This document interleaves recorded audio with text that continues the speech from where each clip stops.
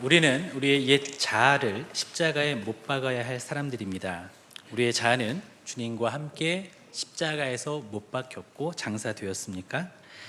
자아가 죽지 않은 18가지의 증거가 있다고 합니다. 제가 읽어볼 테니 한번 손가락을 접으시면서 한번 체크해 보시기 바랍니다.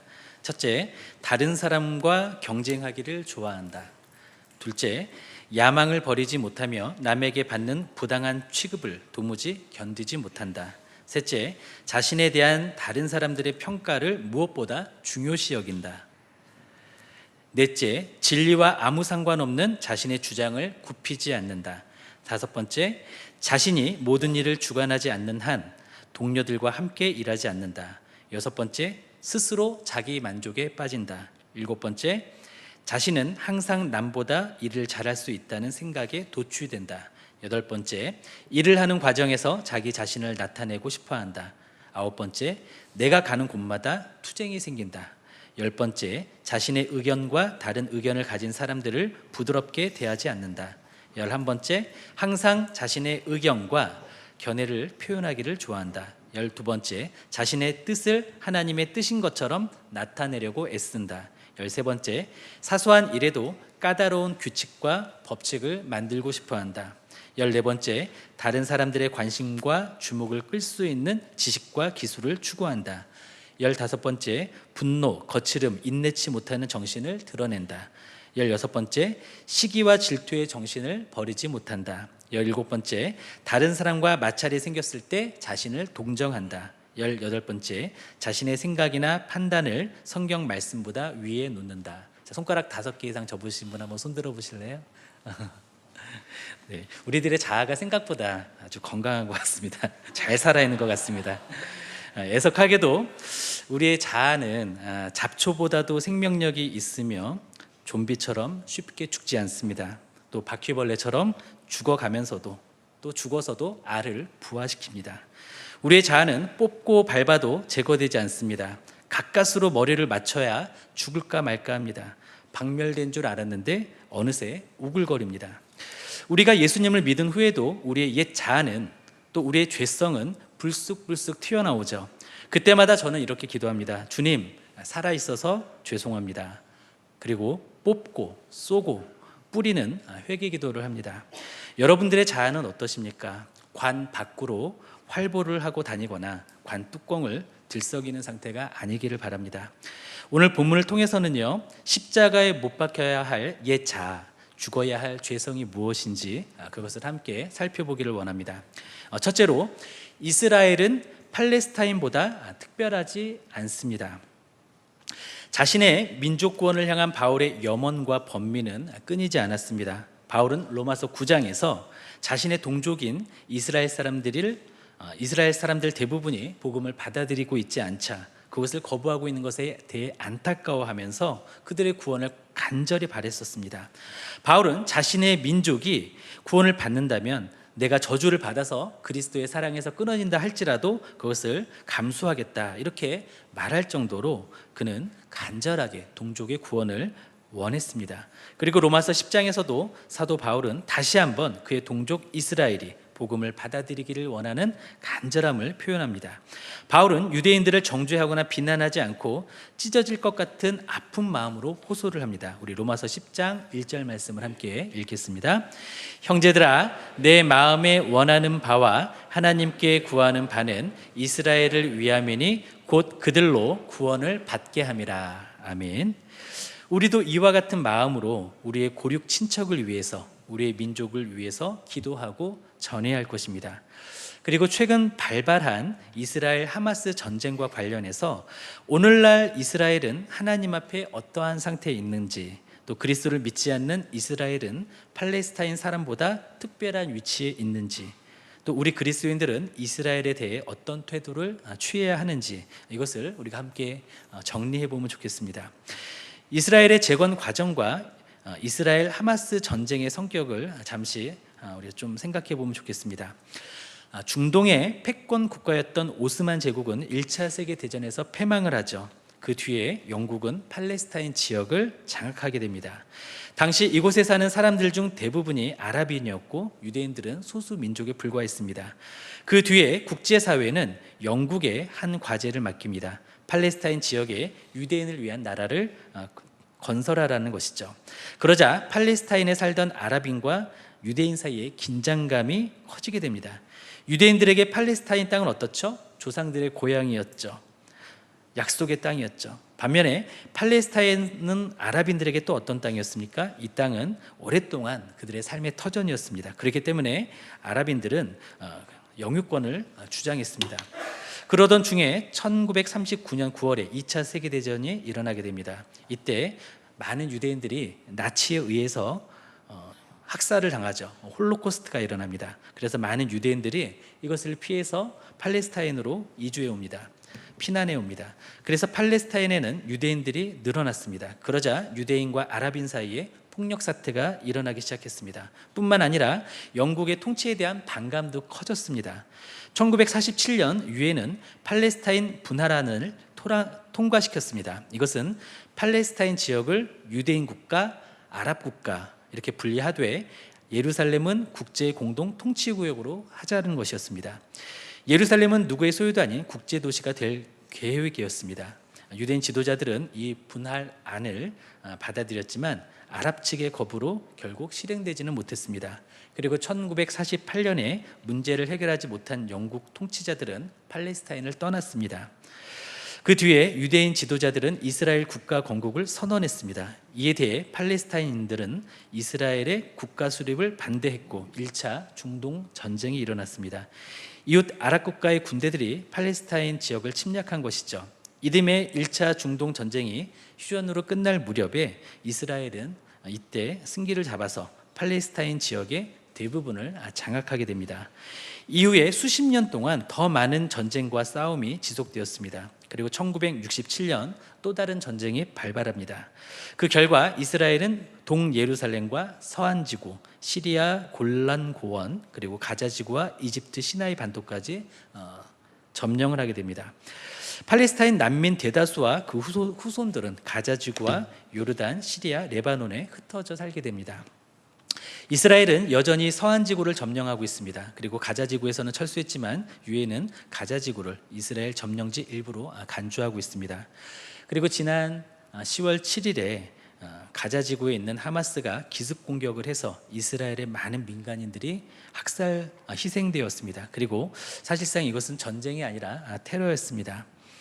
포격을 피해 대피소로 많은 민간인들이 피했는데 그들을 향해서 수류탄을 던져서 몰살을 시키기도 했습니다. 그리고 영유아까지도 참혹하게 살해하는 그런 만행들이 자행되었습니다. 그래서 이스라엘은 하마스를 상대로 전쟁을 선포하고 보복 공격에 들어갔습니다. 그리고 전쟁은 오늘도 지금 이 시간에도 진행 중이고 양측의 희생자는 증가하고 있습니다. 그리고 5차 중동 전쟁으로 비화할까 세계는 걱정하고 있습니다. 그리고 팔레스타인과 하마스 조직을 구별할 필요는 있는데요. 팔레스타인 자치정부는 이스라엘 요단강 서쪽 서안지구와 이스라엘 남쪽 해안의 가자지구로 이루어져 있습니다. 서안지구는 과거 피에로의 수장이었던 아라파트를 계승을 해서 아바스라고 하는 사람이 자치정부의 수장으로 되어 있습니다. 그리고 이 서안지구는 좀 온건하면서 공격적이지 않습니다. 이슬람에는 두 가지로 보통 나누는데 근본주의 이슬람이 있고요. 또 하나는 정치 이슬람 또는 세속주의 이슬람이라고 합니다. 근본주의 이슬람은 폭력도 불사하는 것이고 정치 이슬람, 세속주의 이슬람은 좀 다소 온건하면서 또 서방과도 가까운 관계를 유지하고 있습니다.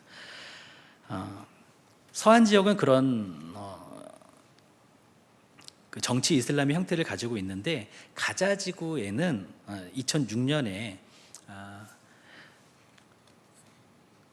그 총선에서 하마스가 승리함으로써 이곳을 실질적으로 장악하게 됩니다. 그런데 이 하마스는 어떤 태생이냐면 하마스는 근본 팔레스타인의 이슬람주의 정당으로 시작을 했습니다. 그리고 그들은 군벌로서 대성하게 되었죠. 세력이 커졌습니다. 그리고 총선 때 승리를 하면서 가자지구를 시료 지배했던 것이죠. 하마스의 이념은 팔레스타인 내셔널리즘, 이슬람 근본주의, 반유대주의, 반시오니즘, 반서방 정책을 가지고 있습니다. 이들은 특히 이스라엘은 지도에서 사라져야 할 나라다 이렇게 규정을 합니다. 그리고 유대인들은 몰살해야 한다, 이러한 종교 사상으로 무장되어 있습니다.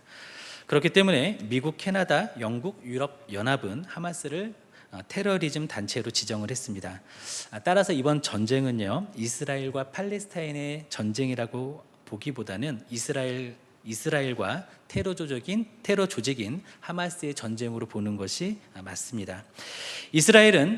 그렇다면 이스라엘은 그리스도인인 우리들에게 어떤 의미가 있을까요? 그리고 오늘날 대부분의 이스라엘에 살고 있는 유대인들은 예수 그리스도를 여전히 부인하고 있습니다. 그렇다면 그들은 어떤 위치에 있을까요? 예수님께서는 누가복음 10장 16절에서 이렇게 말씀하셨습니다. 나를 저버리는 자는 나 보내신 이를 저버리는 것이다. 이스라엘은 예수님을 저버렸고 지금도 예수님을 부정하고 있습니다. 그렇기 때문에 이스라엘은 여호와 하나님을 섬긴다고는 하지만 사실상 아들을 주신 하나님을 저버린 것입니다. 우리 호세아서 1장 9절 말씀을 한번 찾아볼까요? 1장 9절입니다. 호세아 1장 9절. 구약성경 1557페이지입니다. 하나님을 버리고 우상 숭배에 빠진 이스라엘을 향한 그 하나님의 선언이 이곳에 나와 있습니다. 호세아서 1장 9절 말씀입니다. 1257페이지입니다. 구약성경 함께 읽겠습니다.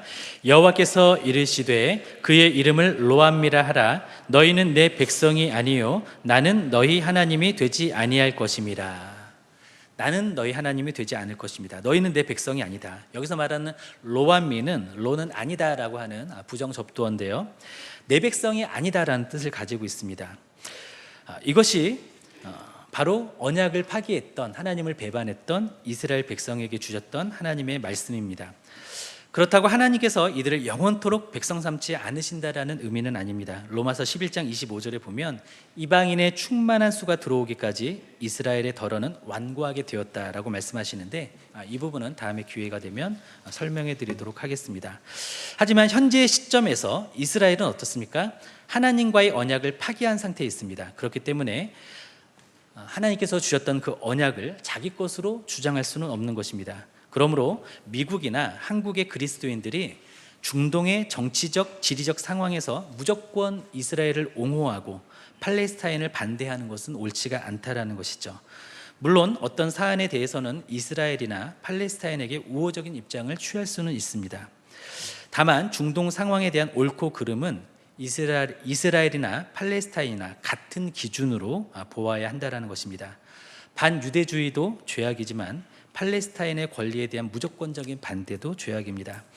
이스라엘이 하나님의 특별한 언약 안에 있다고 여기고 무조건 이스라엘의 편을 들어주는 것은 맞지 않습니다. 이스라엘은 하나님을 거부한 상태에 있기 때문에 그들의 현재는 하나님의 언약 안에 있지 않는 것이죠. 그러므로 우리는 이스라엘의 유대인이나 팔레스타인 사람이나 동일하게 하나님의 공의와 긍휼의 기준을 적용시켜야 합니다. 그리고 그들 모두에게 복음을 전해야 할 불신 영혼으로서, 그리고 우리가 복음을 전해서 함께 구원받아야 할 그런 영혼으로서 바라보아야 한다는 것이죠. 둘째로, 무지한 열정은 광신입니다. 유대인들은 사실상 그동안 하나님의 사랑을 독보적으로 누려왔던 사람들이었습니다. 우리 지난주에 읽었던 로마서 9장 4절에서 5절까지 함께 읽겠습니다. 로마서 9장 4절에서 5절입니다.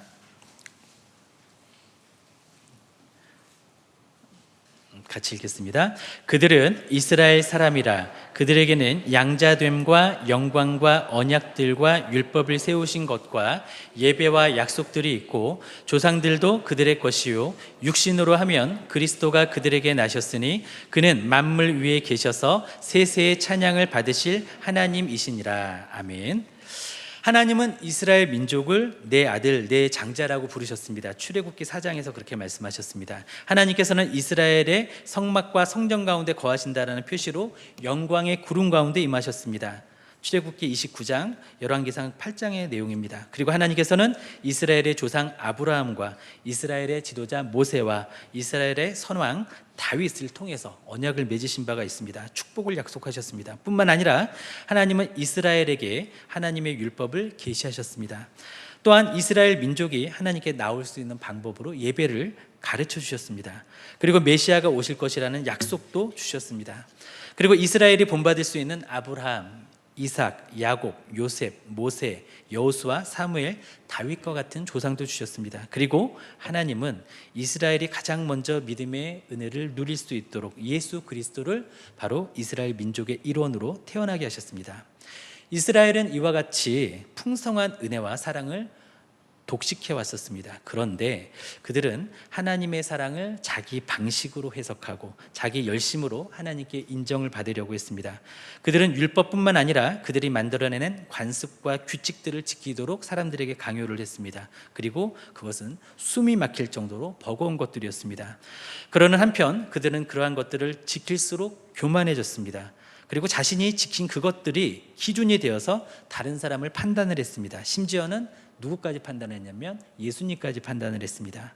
뿐만 아니라 이스라엘은 말씀이 육신이 되어 이 땅에 오신 그들의 메시아를 알아보지 못하고 예수님을 십자가에 못 박았습니다.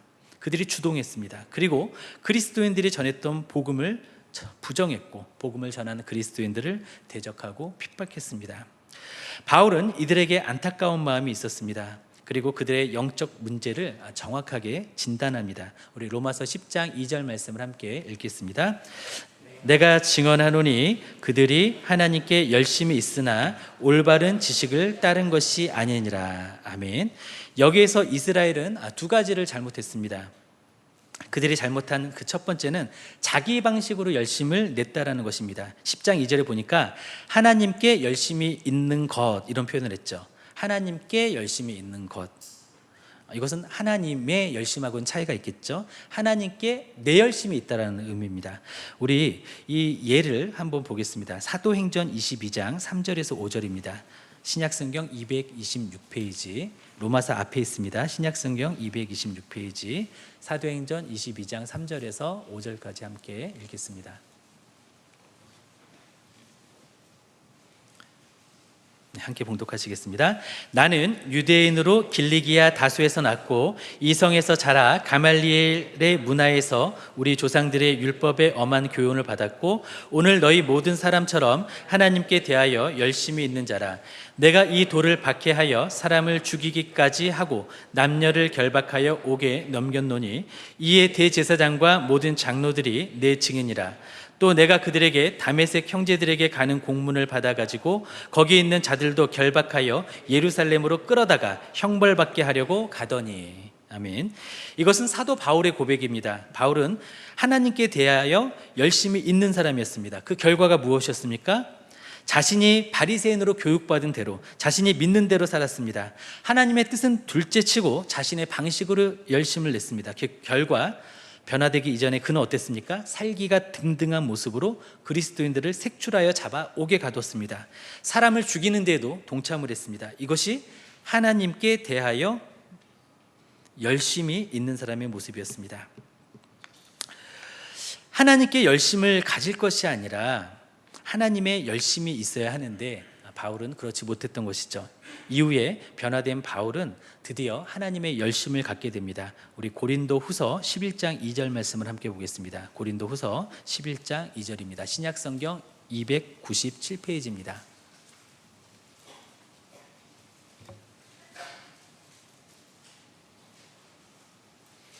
신약성경 297페이지 고린도 후서 11장 2절입니다. 같이 읽겠습니다. 내가 하나님의 열심으로 너희를 위하여 열심을 내노니 내가 너희를 정결한 처녀로 한 남편인 그리스도께 드리려고 중매함이로다. 그러나 나는 바울이 지금 영혼을 주님께로 인도하는데 전도를 하는데 어떤 열심으로 하냐? 바로 하나님의 열심으로. 누구를 위해서 하느냐? 바로 그들을 위해서 한다라고 이야기를 합니다. 이것은 바울이 예수님을 만난 이후에 변화되었을 때 그때의 고백입니다. 바울이 변화되자 하나님께 대하여 가졌던 열심이 이제 하나님의 열심이 됩니다. 자기 열심으로 했던 것을 이제 하나님의 열심으로 바꾸죠. 자기 열심으로 자기를 증명하고 자기 만족을 위해서 했던 것을 이제는 하나님의 열심으로 내가 아니라 타인을 위해서 그 열심을 사용하게 됩니다. 하나님께 열심은 자기가 주체되어 자기 만족을 위한 열심이었습니다. 반면에 하나님의 열심은 하나님이 주체가 되어 하나님이 사랑하시는 영혼을 위한 열심이 되었던 것이죠. 우리는 하나님께 열심으로 사역합니까? 하나님의 열심으로 사역을 합니까? 그리고 이스라엘의 잘못된 그 두 번째는 그들이 잘못된 지식을 따르고 있었다는 것입니다. 열심과 열정 그 자체로도 좋죠. 그렇지만 그것이 잘못된 지식을 가지고 행해졌을 때 그것은 상당히 위험합니다. 잠언 19장 2절은 이렇게 말씀하십니다. 지식 없는 소원은 선하지 못하다, 악하다라는 것이죠. 그리고 앞에서 설명했듯이 그 열심과 열정이 자기 만족을 위한 것이고 자기 방식대로 하는 것이라면 열심을 낼수록 하나님과 멀어지고 다른 사람을 괴롭힐 수 있다라는 것입니다. 그리고 잘못된 지식을 따르는 열심 또한 그와 같습니다. 그 이상으로 위험합니다. 잘못된 지식을 따르는 열심, 반성 없는 헌신, 이해 없는 열광은 광신이라고 결론 지을 수 있습니다. 그리고 그것은 테러리즘이 될 수도 있습니다. 아까 말했던 하마스는 어떻습니까? 그 하마스 테러리즘 조직은 테러를 일으킬 때에도 자살폭탄을 터뜨리는 순간에도 민간인을 참수할 때도 알라후 아크바르라고 외칩니다. 알라는 위대하다라는 뜻인데요. 그들은 그들의 과격한 또 잘못된 지식 또 잘못된 신앙에 의거해서 목숨까지 바치고자 하는 그런 열심을 드러낼 때 종교적 광기와 테러를 자행하는 것입니다. 그러면 바른 지식이란 무엇일까요? 한마디로 복음입니다. 올바른 지식을 따르는 열정은 예수 그리스도를 신뢰하고 예수님을 삶의 기초로 삼아서 하나님의 법에 순종하는 것입니다. 사랑으로 복음을 전하는 것입니다. 우리는 바른 지식을 가지고 있습니까? 또 그 바른 지식으로 하나님의 열심으로 주님을 사랑하고 이웃사랑을 실천하고 있습니까? 그리고 우리의 그 열심은 하나님께 대한 열심입니까? 아니면 하나님의 열심입니까? 그것을 점검해 보기를 원합니다. 세 번째로 우리의 자아는 죽었고 죽는 죽이며 죽여야 합니다. 우리는 천국 가는 그날까지 사망의 몸과 싸워야 합니다. 우리의 옛 자아, 즉 우리의 죄성과 끝까지 싸워야 합니다. 사망의 몸은 우리의 옛 자아는 우리의 죄성은 자기 의라는 모습으로 지속적으로 나타납니다. 우리 로마서 10장 3절에서 4절까지 말씀을 함께 보겠습니다. 하나님의 의를 모르고 자기 의를 세우려고 힘써 하나님의 의에 복종하지 아니하였느니라. 그리스도는 모든 믿는 자에게 의를 이루기 위하여 율법의 마침이 되시니라. 아멘. 이스라엘은 무지했습니다. 아니 사실상 무지한 채로 있는 것을 더 좋아했습니다. 그들은 하나님의 의에 대해서는 무지한 채로 있기를 원했고 그리고 자기 의를 세우고자 했습니다. 그리고 4절에서 그리스도를 율법의 마침이라고 표현을 했는데 그 의미는 무엇이냐면 율법을 통해 하나님 앞에서 의롭게 되려는 시도를 그리스도께서 무효로 만드셨다라는 의미입니다. 그리고 6절 7절 말씀에서 우리가 의롭게 되기 위해서는 어떤 일도 할 필요가 없다라고 말합니다. 믿음으로 말미암는 의에 대하여 말씀하시는 것이죠. 그리스도께서 이미 하늘에서 내려오셨으므로 우리는 하늘로 올라갈 필요가 없습니다. 그리스도께서 죽음으로써 우리의 죄를 해결하셨기 때문에 우리의 죄를 해결하기 위해 우리가 죽을 필요는 없습니다. 하나님의 의는 우리의 공로에 의해서가 아니라 믿음을 통해 주어집니다. 율법을 지킴으로써 구원을 받는 것이 아니라 믿음으로 구원을 받는 것입니다. 유대인들은 율법을 지킴으로써 구원을 받는다라고 그렇게 생각했습니다. 그래서 율법의 열심이었습니다. 행위의 열심이었습니다. 그러나 행위 구원은 이론적으로는 가능하지만 현실적으로는 부족합니다. 이전에 로마서 말씀을 나눌 때 어떤 말씀을 드렸었죠? 율법의 기능이 뭐라고 말씀드렸습니까? 엑스레이와 같이 어디가 부러졌는지 진단은 할 수 있지만 뼈를 붓게 할 수는 없다. 율법은 진단 도구이지 치료 도구가 아니다. 이런 말씀을 드렸습니다. 이 율법으로 우리 죄의 문제는 해결이 되지가 않습니다. 우리가 율법을 지킴으로써 또 행위를 통해서 자아 실현을 한다면 그리고 이것을 통해서 의롭게 되려고 한다면 이것은 너무나 무의미한 것이고 불가능한 일입니다. 우리는 이런 시도를 당장 내버려야 합니다. 갈라디아서 2장 20절 많은 분들이 암송하고 계실 것입니다. 제가 읽을 텐데요. 암송하시는 분들은 함께 암송해 주시면 좋겠습니다. 내가 그리스도와 함께 십자가에 못 박혔나니 그런즉 이제는 내가 사는 것이 아니요 오직 내 안에 그리스도께서 사시는 것이라. 이제 내가 육체 가운데 사는 것은 나를 사랑하사 나를 위하여 자기 자신을 버리신 하나님의 아들을 믿는 믿음 안에서 사는 것이라. 아멘. 종교개혁자 칼빈은 이렇게 말합니다. 하나님의 의를 얻는 첫 번째 단계는 우리 자신의 의를 포기하는 것이다. 자기 의는 스스로를 의롭게 여기며 이에 근거하여 다른 사람을 멸시하는 태도입니다. 조금 풀어서 정의를 내려보자면 자기가 이룬 것, 성취를, 자기가 가진 것, 소유, 자기가 행한 것, 사는 방식에 의미를 지나치게 부여를 합니다. 그리고 다른 사람들 위에 자기 자신이 높이 올라서 다른 사람을 자기의 기준으로 판단하고 정죄하는 것이 자기 의입니다. 그것 때문에 자신 역시 주님의 은혜로 사는 한낱 피조물이라는 것을 망각하게 됩니다. 자신도 구원받아야 할 죄인이라는 것을 망각하게 하는 것이 자기 의입니다. 자신의 눈에 있는 들보는 보지 못하면서 남의 눈에 있는 티끌만 보는 태도, 이것이 자기의입니다. 우리 한번 성경의 예를 보겠습니다. 누가복음 18장 9절에서 14절까지 한번 찾아보겠습니다. 신약성경 126페이지입니다. 신약성경 126페이지입니다.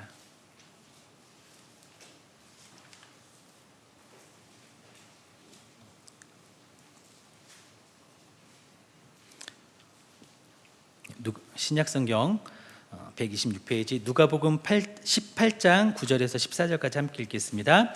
또 자기를 의롭다고 믿고 다른 사람을 멸시하는 자들에게 이 비유로 말씀하시되 두 사람이 기도하러 성전에 올라가니 하나는 바리새인이요 하나는 세리라.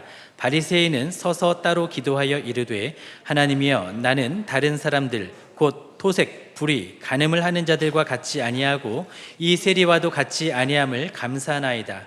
나는 일에 2번씩 금식하고 또 소득의 11조를 드리나이다 하고 세리는 멀리 서서 감히 눈을 들어 하늘을 쳐다보지도 못하고 다만 가슴을 치며 이르되 하나님이여 불쌍히 여기소서 나는 죄인이로소이다 하였느니라. 내가 너희에게 이르노니 이에 저 바리새인이 아니고 이 사람이 의롭다 하심을 받고 그의 집으로 내려갔느니라. 무릇 자기를 높이는 자는 낮아지고 자기를 낮추는 자는 높아지리라 하시니라. 아멘. 이 비유에서 바리새인이 자기 의를 행한 사람으로 등장을 합니다. 그는 11조를 바쳤고 일주일에 이틀씩 금식을 합니다. 대단하죠? 그들은 생활 속에서 율법을 실천하는 실천가입니다. 또 말씀대로 사는데 최선을 다하는 사람들입니다. 생활 속에 경건 운동이 나타나는 사람들입니다. 그런데 문제는 이것이 자기 의가 되고 자기 의로 그것을 하지 못하는 다른 사람을 판단하는 데 문제가 있습니다. 그것 때문에 그는 다른 사람들보다 자신을 우위에 놓고 다른 사람을 마음으로부터 멸시했던 것이죠. 이 비유 속에서는 바리새인과 대비되는 사람으로서 세리가 등장합니다. 그는 하늘을 우러러 쳐다보지 못합니다. 엄두도 못 냅니다. 그러면서 가슴을 치면서 하나님 이 죄인에게 자비를 베풀어 주십시오 이렇게 기도합니다. 예수님께서는 누구의 손을 들어주십니까? 하나님의 의가 바리새인이 아니라 바로 하늘을 우러러 보지도 못했던 세리에게 임했다라고 말씀하십니다.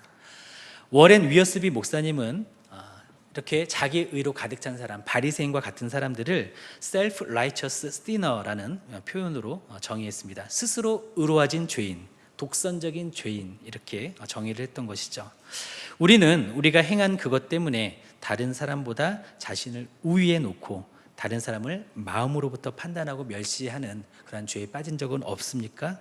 여기에서 자유롭습니까? 내 자아는 죽었고 죽어가고 있으며 죽어야 합니다. 반드시 그래야 합니다. 우리는 그러기를 원합니다. 바라기에 우리 모두는 세상 모든 민족을 그리스도의 사랑으로 사랑하는 중보자요 복음의 증인들이 되기를 원합니다. 또한 자기 열심이 아니라 자기 만족이 아니라 하나님의 열심으로 하나님의 뜻을 구하는 제자의 삶을 살기를 원합니다. 그리고 옛 자아의 죽음을 선포하며 또한 날마다 옛 자아를 십자가에 못 박고 주님 닮기를 힘쓰는 경건한 그리스도인들이 되시기를 예수님의 이름으로 축원드립니다.